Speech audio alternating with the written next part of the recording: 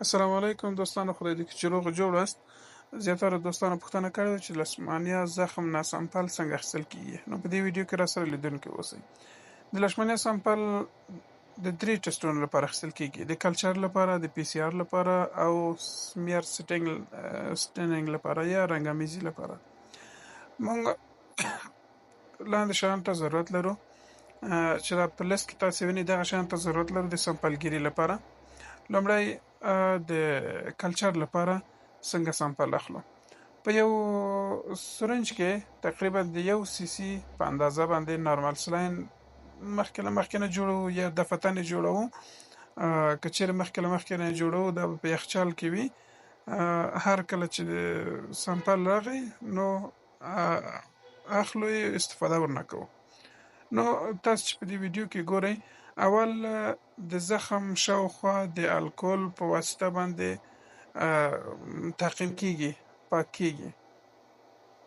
چې کله ښه پاک سي، شاوخوا یې په الکول باندې ضد عفوني سي، له هغه نه وروسته په پنبه باندې یا مالوچو باندې وچیږي.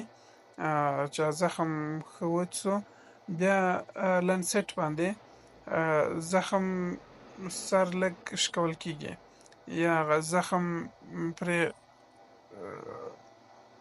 وینې کوو چې په داسې اصطلاح باندې چې د زخم خپله وینه راووځي، یعنې د عضلې نه یا د انساجو نه باید وینه ونه وځي. وینه چې وځي باید د زخم نه وځي، د خپله د زخم وینه وي. نو دا د ویډیو کې تاسې ګورئ.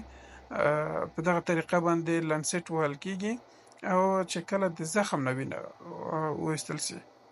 دوستان عزیز، وقتی که سمپل گیری میکنیم از زخم لشمانیا، کوشش میکنیم که خون از خود زخم باشه، نه از انساج باشه. یعنی وغزه خود قدر زیاد تعمیق نمیزنیم که از عضله و یا هم از انساج خون برایه یا از کدام وریدای باریک. چې کله زخم وینسو نو د سرنج په واسطه هغه وینه اخیستل کیږي. هغه نارمل سلایندر سرنج کې لږ نمونه یا هغه وینه اخیستل کیږي، په دا سرنج کې ساتل کیږي او د کلچر لپاره آماده کیږي. ډیر واضح طریقه ده. په دغه طریقه باندې چې کله سرنج کې وینه واخیستله، بیا به میکس کې ورسره بیا به دا هماغه کلچر ټیوب د ان ان ای په نوم باندې ویل کیږي. په دغه کلچر ټیوب کې اچول کیږي، بیا د ټیسټ لپاره آماده کیږي. ټیوب کې اچوي هغه، بیا هغه ورته پرېږدو چې کله وخت شو. دویم د پی سی آر لپاره. پی سی آر لپاره موږ د فلټر پیپر نه کار اخلو، خو دا دومره ډیر مهم نه ده. په افغانستان کې دا طریقه ډیر نه چې هیڅ نسته.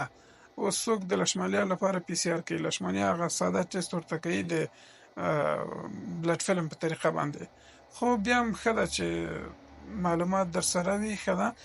نو چې کله زخم وینیسو نو فلټر په واسطه، ځان ته مخصوص فلټر لري، دغه فلټر په واسطه باندې فلټر پیپر اصلا چې ورته وایي، په دغه فلټر پیپر باندې وینه اخیستل کیږي او دا وینې نه پی سی آر کاریږي.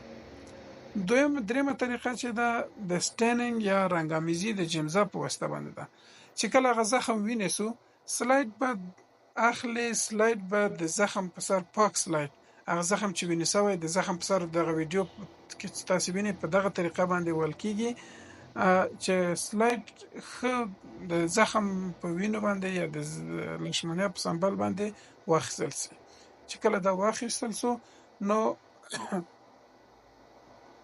دا به وروسته رنګامیزي کیږي او بعد له هغه نه سلایډونه جوړیږي او کتل کیږي. ډیر واضح طریقه ده، اسانه طریقه. چې کله سلاید متهیا کړله، د ټیسټ نه وروسته ریزلټ په دغه طریقه باندې راوځي. پی سی آر اول عکس چې تاسو وینئ هغه د پی سی آر نتیجه ده، دویم مایکروسکوپي ده او دریم د کلچر ده. په کلچر کې دغسې مکمل ټول حرکت لري. خپل لشمانیا تروفوزوید چې دی خپل حرکت لري. تاسو په ویډیو کې ګورئ ډیر واضح شانته حرکت لري او مایکروسکوپیک خو تاسو ټول لیدلی دي. ډیر واضح شکلونه لري، لکه د سترګې په شکل باندې دوه رقمه حالاتو باندې لیدل کیږي، یو ټروفوزوید دی، یو هم سیسټ شکل باندې دی، چې دواړه ډیر واضح شکلونه دي چې تاسو په دا ویډیو کې ولیدله. السلام علیکم.